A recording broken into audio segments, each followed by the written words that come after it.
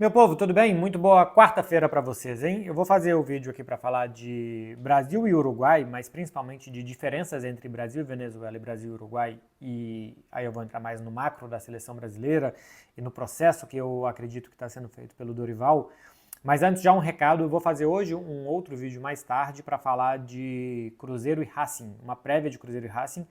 Eu vou esperar o Cruzeiro e Corinthians, eu nem sei muito bem porquê, porque o Cruzeiro aparentemente vai jogar com as reservas, né? O que eu, aliás, já discordo, mas eu vou falar nisso no vídeo mais tarde, porque vai mudar muito os parâmetros e tal. Mas, enfim, hoje terá um outro vídeo sobre esse outro tema, então se você se interessa, já se inscreve aqui. Não vou perder muito tempo, não. Eu sei que está chamando muito a atenção a entrevista do Rafinha após-jogo, dizendo que o Brasil jogou para C, que foi muito bem, que se jogar assim o Brasil vai, se sempre jogar assim, vai ser difícil ganhar da seleção brasileira. Sobre a fala do Rafinha, eu acho que a seleção está num momento de tanta pressão que os jogadores e o técnico Dorival Júnior, por exemplo, que disse pode cobrar, a gente vai estar na final da Copa do Mundo, estão tentando se autoconvencer e convencer as pessoas meio que no grito, né? Estão tentando falar mais alto para ver se são mais ouvidas e se o que eles querem acreditar, se as pessoas também acreditam de portas para fora e não só de porta para dentro. E eu repito, acho que de porta para dentro eles querem acreditar nisso. Mas eu consigo, talvez, fazendo um exercício de vamos ver o que o Rafinha falou, o que tem sentido, entender que o jogo que o Brasil fez contra o Uruguai poderia ser, talvez esse tempo verbal seja importante, poderia ser um bom ponto de partida para a seleção brasileira. Se de fato o jogo contra o Uruguai fosse o primeiro da era Dorival, fosse um amistoso lá em março, e que a gente fosse pensar numa data FIFA depois em novembro, com uma Copa América do meio, e o que aquele time poderia evoluir, eu realmente acho que teria sementinhas, como a gente diz aqui na Espanha, brotes verdes que poderiam ser semeados depois e dar um bom fruto, uma boa árvore, caso fosse o primeiro jogo de um processo. E eu estou falando tudo isso, caso fosse, poderia ser e tal, porque nesses meses de Dorival Júnior à frente da seleção, a gente viu um time muitas vezes com um rumo que era difícil de identificar o que o time queria fazer dentro de campo. Contra o Uruguai eu achei mais fácil, e mudando de rumo muito. Tanto que eu vou fazer aqui é comparar muito o jogo contra a Venezuela, mudança de comportamento dos jogadores, de posicionamento dentro de campo, de comportamento do time. O Brasil jogou melhor contra o Uruguai do que contra a Venezuela. Eu vi que teve uma repercussão muito boa o primeiro tempo contra a Venezuela. Eu não achei tanto assim. O Brasil permitiu muito e muito facilmente para a Venezuela naquele dia. Contra o Uruguai eu achei melhor. Eu normalmente parto de uma premissa para ver quando que se jogou melhor, quando que se jogou pior, que é quanto mais chances você cria, mais perto você está de marcar. Quanto menos você permite, mais longe você está de sofrer. Então, o jogar bem, jogar mal para mim, por mais que eu tenha as minhas preferências do que eu acho que é um bom jogo de futebol e tal, mas assim, eu tirando as minhas preferências de lado, normalmente um bom jogo para mim é quanto mais você cria versus quanto menos você permite do seu adversário. E dentro dessa conta, o jogo do Brasil contra o Uruguai, de fato, é bastante melhor do que o jogo do Brasil contra a Venezuela. Vou tentar mostrar isso para vocês aqui em números e gráficos e tal.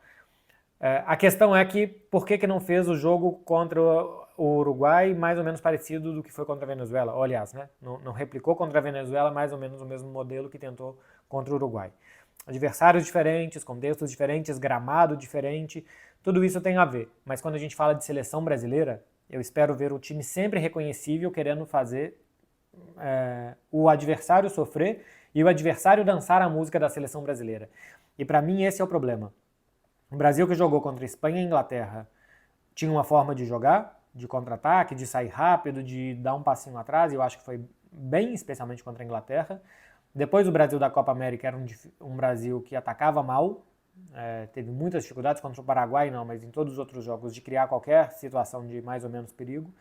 E depois, nesses outros jogos das eliminatórias, também é um time que tem oscilado muito, que basicamente o que o adversário faz, o Brasil tenta se adaptar a fazer. O Brasil tem jogadores o suficiente, camisa e hierarquia o suficiente, para quem está do outro lado ter que se adaptar ao jogo do Brasil, e não ao contrário. Então esse para mim eu acho que é um problema. Se o jogo contra o Uruguai for o ponto de partida, eu acho que esse time pode ser protagonista, porque foi protagonista contra o Uruguai, e a partir daí tem que melhorar coisas. Vou colocar imagens para vocês verem na tela, e eu vou olhar aqui para o lado simplesmente porque eu estou com o computador aqui do lado para mostrar isso.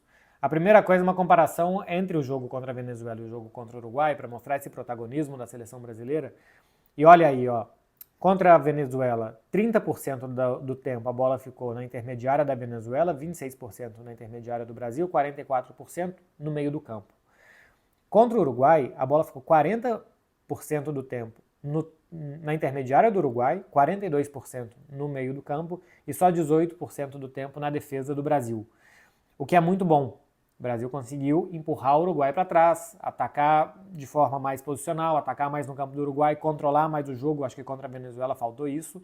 Nesse primeiro tempo, que considera-se que o Brasil foi bem, mas que eu não achei tão bem assim, simplesmente é porque eu vi muitas análises de jogo contra a Venezuela. Eu acho que faltou o Brasil ocupar mais o campo da Venezuela, empurrar a Venezuela para lá e controlar o jogo. Acho que até a Venezuela conseguiu dar o ritmo mais do jogo que ela conseguiu, tirando talvez entre os 10 e os 30 minutos do primeiro tempo que o Brasil foi de fato melhor. Mas contra o Uruguai a gente vê muito mais a bola no campo do Uruguai, o Brasil empurrando o Uruguai para trás, por mais que algumas vezes o desejo do Uruguai também era contra-atacar, mas não contra-atacou. Então, eu acho que o Brasil conseguiu impor contra o Uruguai o que ele queria fazer. Se a gente olha as estatísticas do jogo, de finalização e como que foi, colocando aí para vocês verem, olha só, contra a Venezuela finalizou 12 vezes, o Brasil 13, 5 vezes no alvo a Venezuela, o Brasil 4. Contra o Uruguai, o Brasil finalizou 18 vezes, finalizou mais que contra a Venezuela, permitiu menos finalizações, 8 contra 12 que tinha permitido no jogo contra a Venezuela.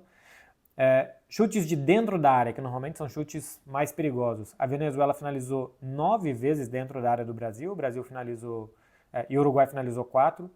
E o Brasil tinha finalizado dentro da área da Venezuela 8 vezes, aliás, a Venezuela finalizou 8. O Brasil finalizou 8 vezes dentro da área da Venezuela e 9 vezes dentro da área do Uruguai. E olha que contra a Venezuela teve um pênalti, né? Então dessas 8 finalizações, 2 foram no mesmo lance e tal, aquele pênalti que o Vini acabou perdendo. Ou seja, contra o Uruguai o Brasil finalizou mais, permitiu menos. Se a gente não tá nessa métrica aqui que eu peguei, para os gols esperados, o famoso XG, que hoje é meio que um número mágico para se analisar chances e o que de fato é uma finalização perigosa e tal, né? Porque finalizou 40 vezes, você vai ver, finalizou de lugar nenhum para lugar nenhum. O XG, os gols esperados, tem mais mérito nesse número, esse número diz mais alguma coisa. Contra o Uruguai, o Brasil teve 1,09 de gols esperados e o Uruguai 0,47. Contra a Venezuela, o Brasil teve quase o dobro, 2,05 gols esperados. Ou seja, aparentemente contra a Venezuela o Brasil fez muito mais, né? Só que o pênalti do Vini representa 1,35 dos gols esperados do Brasil. Tem mérito de sofrer um pênalti, claro, uma jogada que seria muito perigosa. Mas não é muito realístico esse 2,05 se a gente pega 89 minutos daquele jogo e exclui 1 minuto do pênalti. Sabe, se a gente tira aquele lance do pênalti, que cá entre nós não é uma super jogada do Brasil, né? É um lançamento do Gerson para o Vinícius Júnior, que foi basicamente o que o Brasil, na minha opinião, fez contra a Venezuela. Lançar jogador para correr, não conseguiu construir muito mais do que isso. Alguma coisinha no primeiro tempo, mas o grosso daquele jogo foi lançar jogador para correr, e uma das vezes o Vinícius Júnior sofreu pênalti. Tirando o lance do pênalti, o XG do Brasil é muito menor, e contra o Uruguai esperava-se 0,47 gols do Uruguai. Contra a Venezuela, esperava-se 0,93 gols da Venezuela. Se esperava que a Venezuela fizesse o dobro de gols do Uruguai. O futebol tem dessas coisas, acabou marcando o mesmo número. Mas o Brasil, tirando o lance do pênalti, produziu mais ou menos parecido de qualidade de chutes entre Uruguai e Venezuela e permitiu a metade. Isso daqui para mim é uma boa métrica para mostrar que o time melhorou, além de ocupação do campo do rival, como que conseguiu pressionar, ser protagonista do jogo, o que quis fazer. Isso aconteceu, essa mudança de um jogo para o outro, porque cada jogo de futebol é de um jeito, cada adversário, cada partida tem a sua história, tanto que o Brasil e o Uruguai das eliminatórias é muito diferente do Brasil e o Uruguai da Copa América, cada jogo tem a sua história, mas eu percebi uma clara mudança de direção da seleção brasileira, o que o time quis fazer contra a Venezuela e o que o time quis fazer contra o Uruguai. E dá pra gente ver isso quando a gente compara os posicionamentos de Rafinha e de Vinícius. Vou colocar imagens do jogo para vocês verem. Algumas imagens que para mim representam como que o Brasil atacou diferente. Olha essa primeira imagem aqui, no início do jogo. O Rafinha recebe essa bola do Marquinhos, que é o jogador mais acima à direita, né? Tem o Danilo lá em cima, o Marquinhos mais centralizado, bem abaixo aqui do S do TNT Sports. E o Rafinha recebendo a bola mais ou menos na mesma altura do Bruno Guimarães. Rafinha como um 10, um meia centralizado, voltando entre linhas para armar jogo. A gente viu isso contra o Uruguai agora, acontecendo muitas vezes.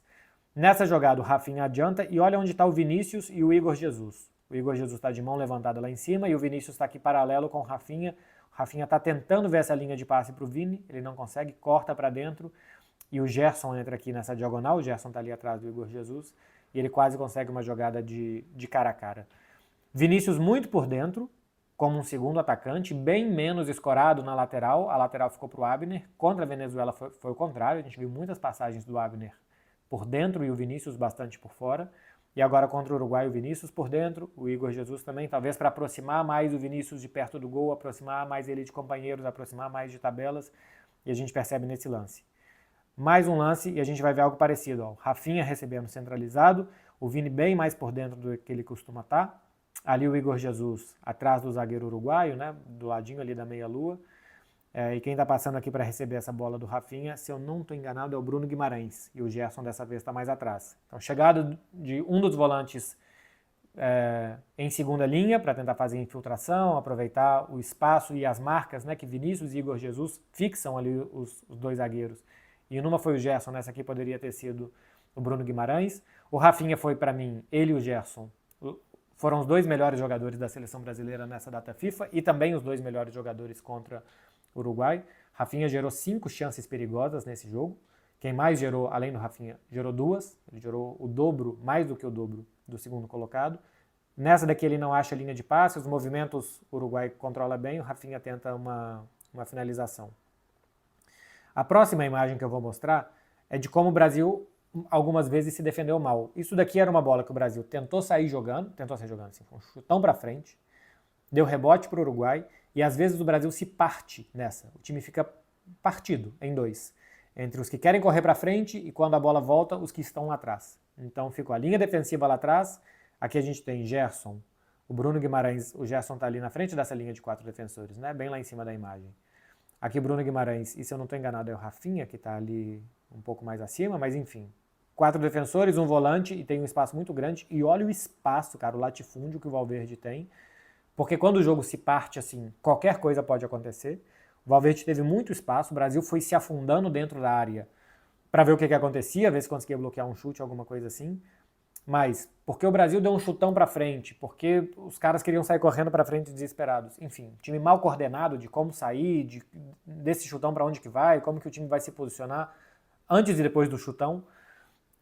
Gerou essa situação para o Uruguai, que para mim foi uma muito boa situação. O Valverde puxa para o pé esquerdo, e o pé esquerdo não é o melhor dele, ele acaba chutando para fora, mas assim, os zagueiros do Brasil todos afundados na área, não teve muita recomposição. Olha o que a gente vê, são 3 jogadores, os 4 defensores aqui, o Savinho voltando para recompor, acho que era o Savinho naquela imagem, o Gerson e o Bruno Guimarães todos meio longe assim um do outro. O Valverde ainda poderia ter feito passe na entrada da área, preferiu finalizar.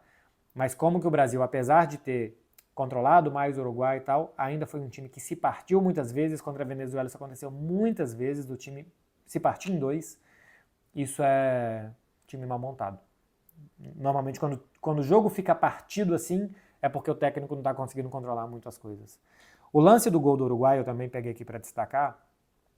Tem um jogador aqui do Uruguai caído, né, numa jogada. E olha como a linha de defesa do Brasil está ali montada.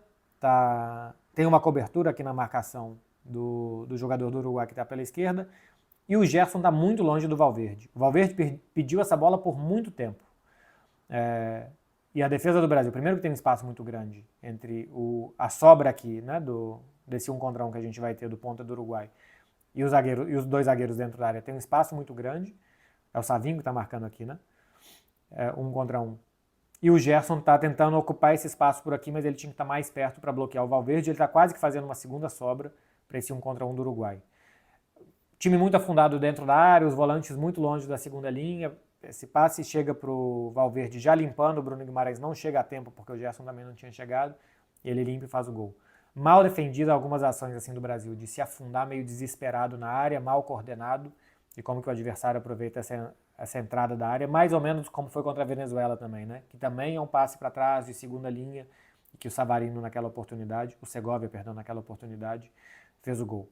E essa daqui é para finalizar mais um lance que, de novo, o Rafinha por dentro, dando passe para o Vinícius por dentro, nessa jogada aqui, acho que até antes do gol ainda do Uruguai, nessa jogada o Vini O Vini bate cruzado de esquerda e a bola vai para fora. Para mostrar que a gente teve muito Rafinha e Vinícius por dentro, o que deu certo em algumas oportunidades, especialmente no primeiro tempo. Pelo menos gerou alguma sensação de dá para saber o que o Brasil está fazendo, dá para saber o que esse time quer fazer, quer que o Rafinha receba, que Vinícius e Igor Jesus estejam mais perto, que entre um jogador de segunda linha, Gerson ou Bruno Guimarães, para aproveitar essa infiltração. E ali os jogadores vão ver se tem linha de passe, se tem 1 contra 1, se vai chutar de fora, se vai tentar o passe para esse jogador em segunda linha. A partir dali você pode melhorar os mecanismos. Tem aquela história de que no terço final os jogadores têm liberdade, normalmente isso é mais lenda e fica mais bonito de dizer do que é verdade, mas pelo menos dava para entender o que o time queria fazer. E conseguiu fazer melhor nos primeiros 25, 30 minutos do primeiro tempo também. Isso depois foi caindo e tal, que também é um pouco de dificuldade talvez do Dorival de manter, consolidar uma ideia nos jogadores e manter essa ideia. E defendeu mal. Assim, o Uruguai não atacou tanto, mas quando atacou o Brasil se defendeu meio atabalhoado, meio desesperado. O que sim fez bem o Brasil, na minha opinião, foi marcar a saída de bola do Uruguai. Teve uma marcação no campo de ataque mais bem coordenada. Os times do Bielsa normalmente gostam de sair tocando, puxar o seu rival para o seu campo de defesa, né, para gerar o espaço atrás e depois ter lançamentos. Eu acho que isso o Brasil conseguiu controlar muito bem. Foi mérito desse jogo do Brasil. Eu vou mostrar as diferenças de Rafinha e de Vinícius nesses jogos de Uruguai e Venezuela para vocês perceberem como que um foi mais acionado em um jogo, outro no outro, e como que para mim tem mais sentido o segundo jogo do que o primeiro. Deixa eu ver se é essa imagem aqui que eu quero. Quando vocês verem já vai estar editado, mas é assim. Aqui é uma comparação do mapa de calor dos dois, do Vinícius e do Rafinha, no jogo contra a Venezuela. Olha como contra a Venezuela o Vinícius estava bem pelo lado do campo e o Rafinha meio que em todo lugar, né? Até caiu um pouquinho mais pela esquerda e tal. Número de toques contra a Venezuela. O Vini tocou na bola 61 vezes, o Rafinha 43. Tanto que nesse jogo o Vini deu 3 passes-chave e o Rafinha 1. Contra o Uruguai foi 0 do Vini, 5 do Rafinha.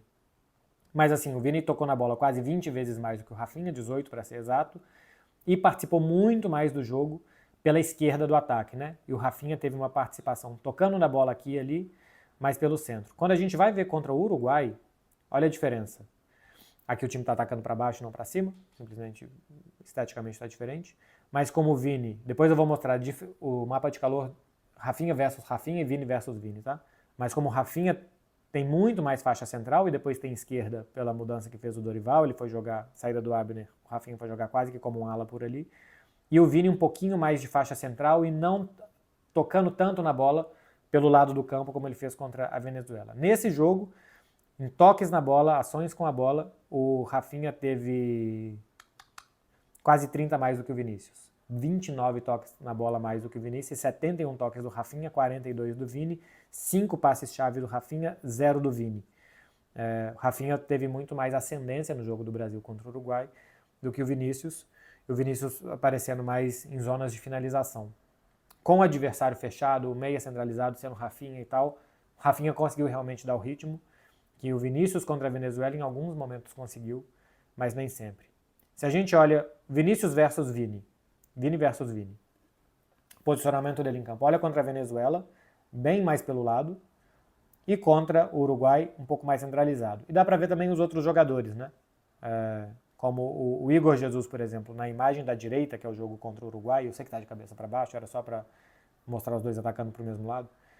O Igor Jesus consegue contra o Uruguai participar mais perto da meia-lua, um pouquinho mais para a direita, e contra a Venezuela, como o Brasil não ocupou o campo de ataque, o Igor Jesus praticamente não conseguiu tocar na bola em setores tão ofensivos, tão perto do gol da Venezuela, porque como o Brasil não conseguia empurrar tanto a Venezuela para o seu campo, o Igor Jesus participou mais na faixa central, quase que na intermediária, e até o Rafinha participou mais à frente, porque o Rafinha fazia muita infiltração e recebia mais a bola um pouco mais à frente que o Igor Jesus. E se a gente olha o Rafinha, comparação dele em mapa de calor contra Uruguai e Venezuela, olha a diferença de vermelho na tela, o tanto que ele participou muito mais do jogo contra o Uruguai do que contra a Venezuela. Então, assim, dá pra ver que o Rafinha jogou melhor, participou mais do segundo jogo do que do primeiro, que o Vini participou menos do jogo no segundo do que no primeiro e mais perto do gol, mais por dentro, e que até Igor Jesus também participou mais por dentro.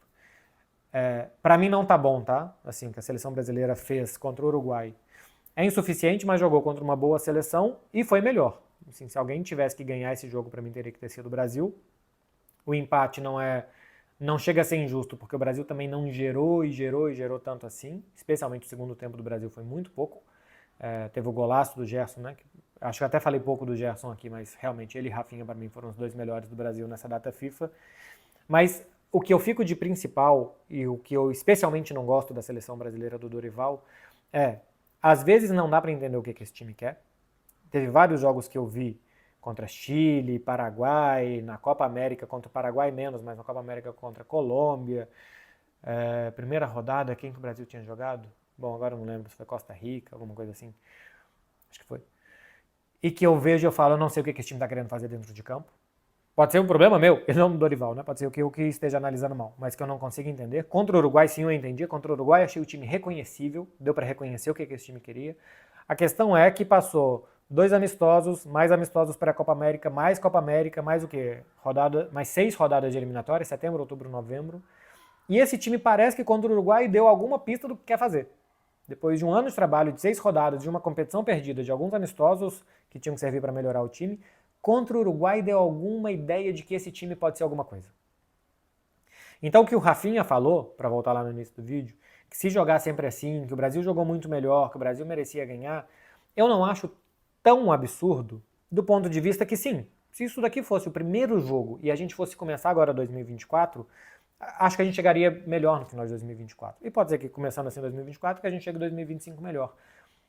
Mas pelo histórico desse time, a sensação é que vai jogar contra a Colômbia de outro jeito, contra a Argentina de outro jeito, que pode até dar certo, mas que esse time não tem uma forma de jogar. Porque tá sempre mudando, tá sempre começando de novo, tá sempre pegando o que o adversário vai fazer e meio que pensando, ai, ai, ai, ui, ui, ui, não é Amaralzinho não. Mas assim, e agora o que a gente vai fazer? E agora esse adversário vem pela frente, como é que a gente vai jogar? Cara, isso aqui é a seleção brasileira. O adversário que mude. E não é prepotência e arrogância, tá? O Brasil tem jogadores o suficiente para o adversário ter que pensar o que ele vai fazer contra o Brasil. A Argentina, que já não é mais o time invencível que era antes da Copa do Mundo, que ficou quase 40 jogos sem perder, dessa vez a Argentina está falhando mais e tal. Mas a gente vê a Argentina jogar, a gente sabe o que ela quer fazer. A gente vê a França, a Alemanha, a Inglaterra menos, a Inglaterra nada, mas a gente vê França, Alemanha, Espanha. Esses times podem ganhar ou perder, mas a gente sabe o que eles querem fazer dentro de um campo de futebol. E normalmente eles querem fazer a mesma coisa. Seleção brasileira não. Seleção brasileira é muito difícil entender a cada jogo o que ela vai fazer, porque ela vai dançar a música que colocarem para ela dançar. O Brasil nunca é o dono da playlist. O Brasil nunca escolhe a música. Então, alguma coisa do que o Rafinha falou, embora eu acho que seja mais ou menos uma fala parecida com a do Dorival, assim, bem menos pretensiosa, né? O Dorival falou que o Brasil vai estar na final da Copa.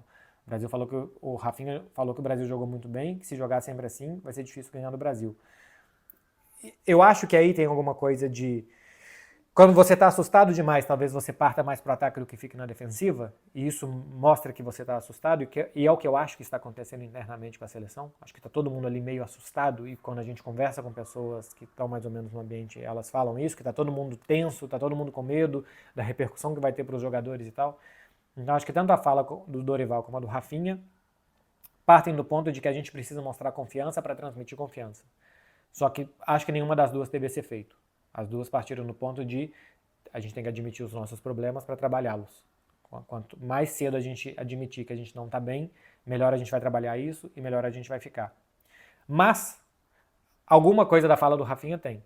De que se for sempre assim, se a partida aqui melhorar e se o jogo contra o Uruguai for um ponto de partida, realmente eu acho que esse time daqui a pouco vai pressionar melhor seus rivais, vai ocupar melhor o campo de ataque, esses mecanismos do último terço de que o Rafinha não achou um passe, de que esse cara que entrou na segunda linha, de onde que o Vini vai se colocar e tal, essas coisas vão melhorar, só que eu não acho que isso vai acontecer. Porque a cada jogo muda, e a cada jogo outro, e a cada jogo, e a cada jogo, então a gente fica, a cada batida de vento muda para cá e para lá. Quem me acompanha aqui e sabe que eu acompanho o Barcelona, e eu falo tanto da filosofia, do DNA do Barça, é exatamente para isso que serve. Porque você apostar num modelo que está dando certo é a coisa mais fácil do mundo. Quando está dando errado é que você tem que saber para onde você vai. Você só precisa olhar o GPS quando você está perdido. Quando você sabe para onde você vai dirigir, se você vai todo dia da sua casa para a sua faculdade, você não precisa olhar no GPS. Então quando você precisa de uma bússola, de um rumo? Quando você vai para onde você não sabe, né? Não sabe o caminho de cor. E é isso que o Brasil não tem. porque o Brasil muda a cada dia e tal, o Brasil não tem um norte, um rumo, ele não sabe que caminho seguir. Então, cada dia ele olha e faz uma rota diferente, que é basicamente o que o Waze está mandando para ele fazer, e ele vai fazendo. Então, não estou esperançoso, não acho que vai melhorar muito, não me parece que esse time daqui a pouco vai ser competitivo, embora contra o Uruguai possa ser um ponto de partida. É isso, gente. Eu volto mais tarde com alguma coisa de Racing e Cruzeiro para você. Se você chegou até aqui, porque aparentemente você gostou disso, então dá um like aqui e se inscreve no canal. Valeu, gente. Um beijo e até mais tarde.